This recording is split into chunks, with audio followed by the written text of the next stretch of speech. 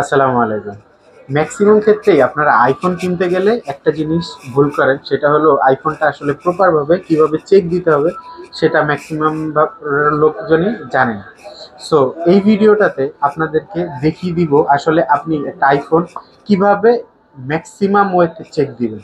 So maximum ওয়েতে check দেওয়ার জন্য যদি ফার্স্টে আপনি বক্স সহ আইফোন থাকে তো ভালো, বক্সটা চেক দিবেন। বক্সের পিছনে আইএমইআই নাম্বার, তারপরে ফোনের ভিতরে আইএমইআই নাম্বার সব কিছু ঠিক আছে কিনা, বক্সটা কাগজের কিনা নাকি প্লাস্টিকের।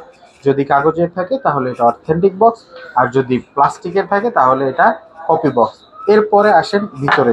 ম্যাক্সিমাম আইফোন আসে বক্স ছাড়া। সো বক্স ছাড়া আইফোনগুলো আপনি কিভাবে অথেন্টিকেশন চেক দিবেন।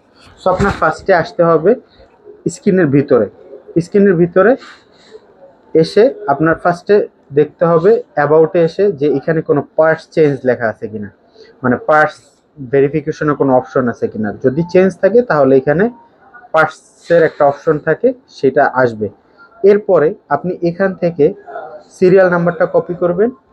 তারপরে আই আনলকারে এইখানে আপনি ব্যাটারি হেলথে গেলে দেখতে পারবেন এটা ব্যাটারি হেলথের সার্কেল কাউন্ট এবং কত কত তারিখে অ্যাক্টিভেশন হয়েছে এইগুলো। সো এরপরে আপনি যখন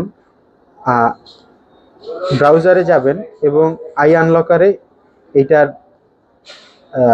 সিরিয়াল নাম্বারটা সাবমিট করবেন, তখন এটার ফুল ইনফরমেশনগুলো আসবে। তো এখানে দেখতেই পাইতেছেন রেজিস্টার্ড ডিভাইস, এইখানে রিফার্বিশ ইউনিট হইলে এই রেজিস্টার্ড ডিভাইস এখানে থাকবে না। তারপরে ভ্যালিড পারচেজ দিস থাকবে না। তারপরে প্রিভিয়াস অ্যাক্টিভেশন এটাও থাকবে না রিফার্বিশ ইউনিটগুলোতে।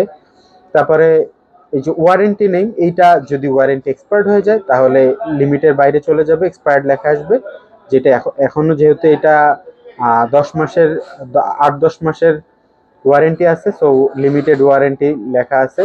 তো এরপরে এটার অ্যাক্টিভেশন ডেট, এটা এক্সপায়ারেশন ডেট সব কিছুও থাকবে, এবং এটা রিফার্বিশ ইউনিট কিনা এগুলোও থাকবে, এবং এটা কান্ট্রি কোন দেশ থেকে কিনা হয়েছে এগুলোও দেখা যাবে। সো এইভাবেই আপনি একটা ডিভাইস অথেন্টিক কিনা এটা আপনি কোনো কম্পিউটার বা কোনো কিছুর মাধ্যম ছাড়াই আপনি ফার্স্টে যাচাই করতে পারবেন। এরপরে যেটা আপনি করবেন, এটার সিম ইজেক্টরটা খুলে, মানে ম্যাক্সিমাম সব কর্নাররাই আপনাকে ওয়াটারপ্রুফটা চেক করে দিবে না। সো আপনি এটা চেক দেওয়ার একটাই ওয়ে, সেটা হলে সিম ইজেক্টরটা খুলে ফু দেওয়া। সো ফু দিলে ম্যাক্সিমাম ক্ষেত্রে এগুলো দিয়ে বুস্ট করা থাকে। সো ফু দিলে বোঝা যায় না, সো আপনার একটু জোরে ফু দিতে হবে, দেখতে হবে যে স্ক্রিনটা পাঞ্চ করে কিনা। যদি পাঞ্চ করে তাহলে এটা বুস্ট করা। সো এইভাবে আপনি এটা মানে ইন্টারনাল বা এক্সটার্নাল যেইভাবেই চেক দেন একটা ফোন আপনি এইভাবেই চেক দিতে পারেন। এছাড়াও 10 ডেজের রিপ্লেসমেন্ট থাকে। সো আপনি বাসায় নিয়েও ভালোভাবে চেক দিয়ে আপনি একটা প্রোডাক্ট ভেরিফাই করতে পারবেন। এবং এখন যারা 3U টুলসে চেক দিচ্ছেন আসলে 100% অথেন্টিক ইনফরমেশনটা 3U টুলস দিতে পারে না। সো আপনার এভাবেই ভালোভাবে চেক দিয়ে একটা ডিভাইস পারচেস করতে হবে। সো যদি ভিডিওটা ইনফরমেটিভ হয়ে থাকে তাহলে অবশ্যই লাইক দিবেন, সাবস্ক্রাইব করবেন। ধন্যবাদ সবাইকে।